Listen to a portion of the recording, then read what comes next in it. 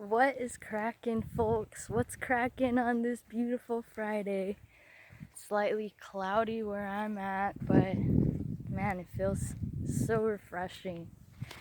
Anyways, you guys, I got on here because I want to talk to you guys a little bit about dissociation from the present moment. Because, you see this everywhere. You see this in so many people. And really it's being really normalized too, along with like everything else that's going on. But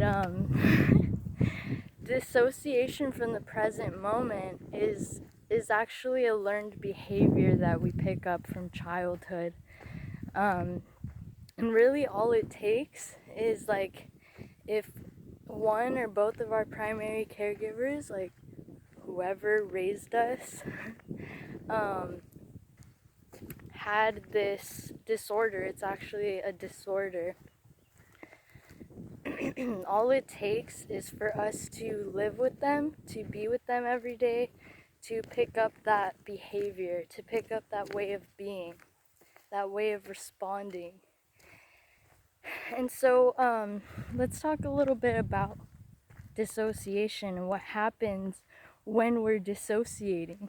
So from my experience, because this is something that I'm working through as well, from my experience, what happens when we dissociate is that, someone will be talking to us and, we're there listening. However, we're not fully listening. We're not fully there in the present moment, because while we're listening, there's so many programs, so many voices going through our head, so many thoughts, things like this. All of that causes us to really dissociate from what's in front of us, because we're no longer in the present, we're in our minds.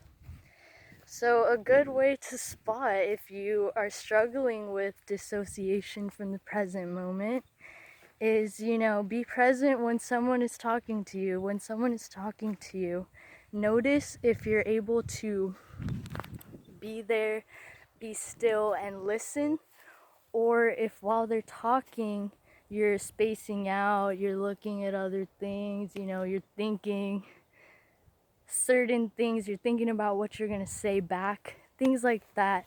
Anytime that we, get in our mind, we're dissociating from the present moment.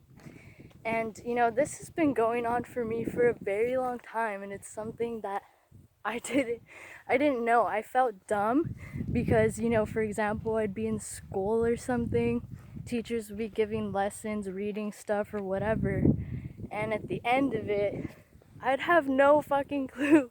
I'd have no freaking clue, like, what they just said that whole 30 minutes or that whole hour or whatever, So I struggled in school and things like that because of this. So yeah, it made me feel stupid. What was happening is that I was just internalizing everything. Like, I associate dissociation with internalization. If we're inside of ourselves, if we're not being vocal,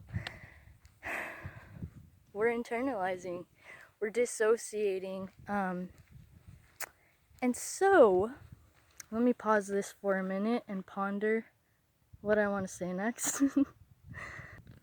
Alright, I took a seat over here in front of some cacti. Hopefully I don't get bit by a rattlesnake or something. Anyways, you guys, so back to the topic. Again, from my experience, because this is something that I picked up from my mother personally, it was going on in my household more than ever, where my dad would just be being, talking every day as we should be, being communicative, being open, authentic. But I think since my mom was not very in touch with herself and with reality, she was too in her mind. She was constantly dissociating from what my dad was saying.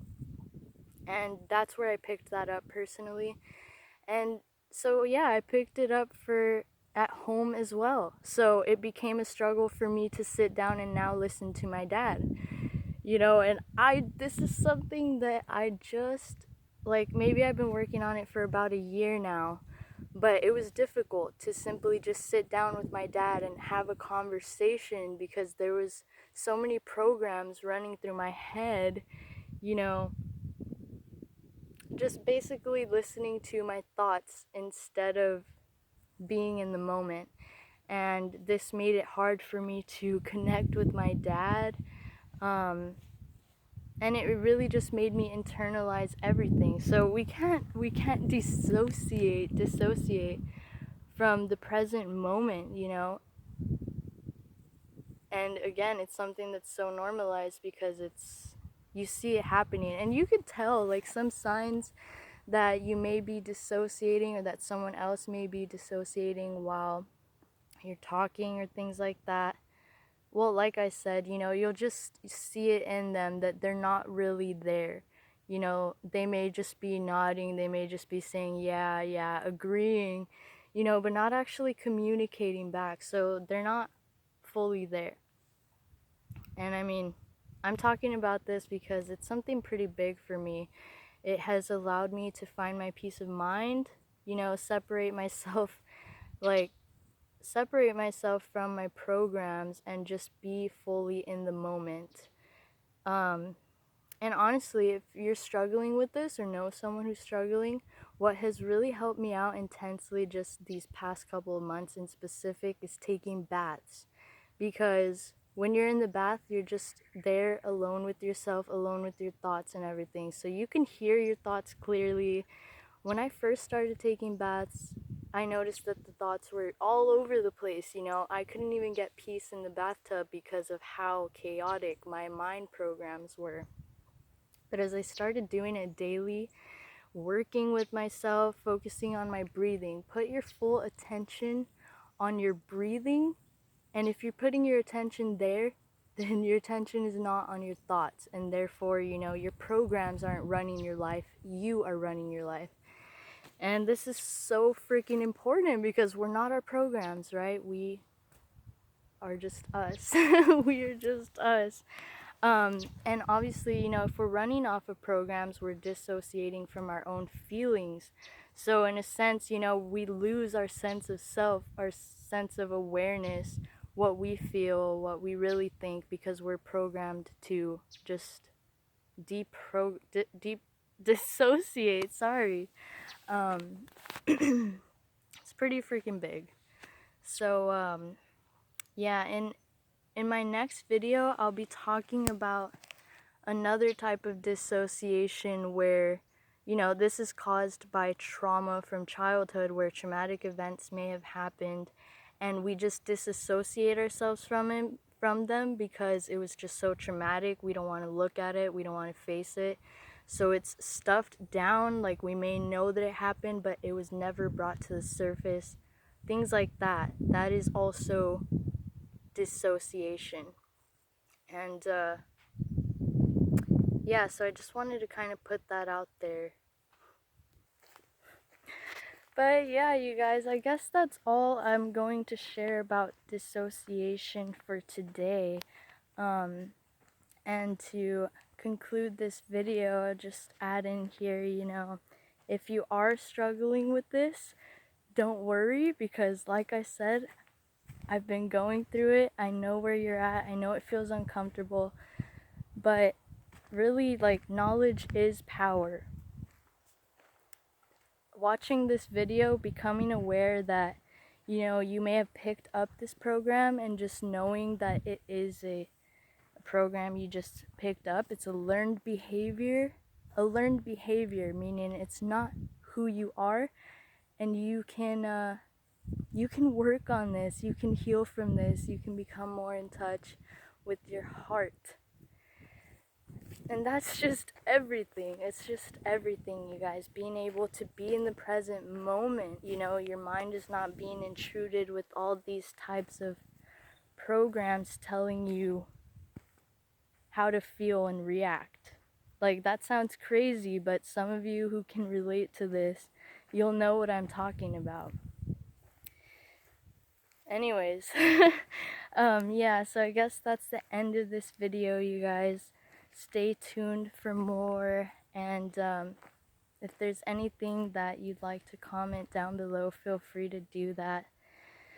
I'm not really, as of now, checking too many of my direct messages on Instagram because I'm just kind of taking that day by day, and also I'm running off of gigabytes here on my phone, so I'm really just using it when necessary. But I'm more likely to see comments here on YouTube so I can respond to them and things like that. But yeah, so man, I'm out of breath. And I've just been walking, man. I've just been walking. Right. Alright. That's gonna be it for this video, folks. Thank you guys so much for tuning in. I hope that this video was helpful.